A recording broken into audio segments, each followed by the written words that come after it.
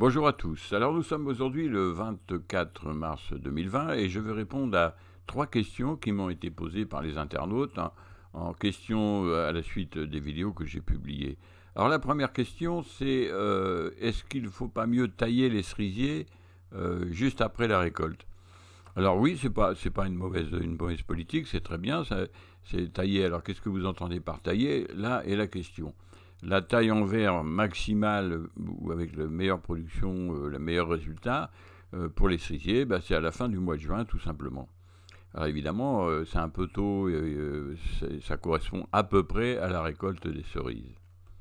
Alors une autre question m'a été posée, notamment dans les serres, puisque dans les serres j'ai mis un peu de tout, des abricotiers, la vigne, etc. Je vous rappelle que je suis au sud-ouest de Paris, à 80 km, et on me dit mais pourquoi vous avez mis un pommier? Eh bien, j'ai mis un pommier tout simplement pour faire voir qu'effectivement le pommier réussit très bien aussi dans ces conditions-là. Et donc c'est une expérience pour démontrer que ça marche très très bien aussi pour le pommier dans ces conditions-là. Donc on peut cultiver des pommiers dans des conditions beaucoup plus difficiles et on peut remonter dans le nord de l'Europe, voir aussi, puisque j'ai pas mal de lecteurs, d'abonnés donc, au Canada. Donc au Canada, il n'y a pas de problème pour vous faire dans ces conditions-là. Alors on m'a posé une question aussi pour les cassissiers. Alors les cassissiers et les groseilliers éventuellement, et les groseilles à macro, peut-on les raccourcir les rameaux en marge? Surtout pas. Surtout pas parce que les fleurs vont apparaître au bout des rameaux de l'année précédente. Là, paradoxalement, la taille aussi des petits fruits, hein, donc groseille, cassis, groseille à macro, j'en oublie un, mais je ne me souviens plus actuellement lequel, mais tous ces petits arbres-là, il faut les tailler à la fin du mois de juin, c'est très très important, après c'est trop tard. Si vous coupez les rameaux au printemps, vous enlevez la récolte de l'année tout simplement. Alors j'ai eu une autre question aussi d'une personne qui me demande si je donne des cours. Eh bien non, je ne donne pas de cours. Je pense que j'ai plus de 150 vidéos sur la taille des fruits, des fruitiers, donc je pense que vous avez des réponses à pas mal de questions dans ce domaine. Quelques questions aussi sur la cloque du pêcher. Le pêcher et puis tous les arbres à noyaux sont sensibles à ça, enfin particulièrement le pêcher bien évidemment, l'abricotier aussi quelque part. Eh bien j'ai fait une page qui répond dans mon blog à cette question, donc vous pouvez la trouver, il n'y a pas de souci. Effectivement, c'est vraiment, il y a des variétés de pêcher qu'il faut absolument abriter parce que c'est une bactérie qui se développe quand il y a de l'humidité. Donc si vous enlevez l'humidité, la bactérie a tendance à ne pas se développer. Donc moi j'ai testé sur un pêcher pêche plate qui était très sensible à la cloque.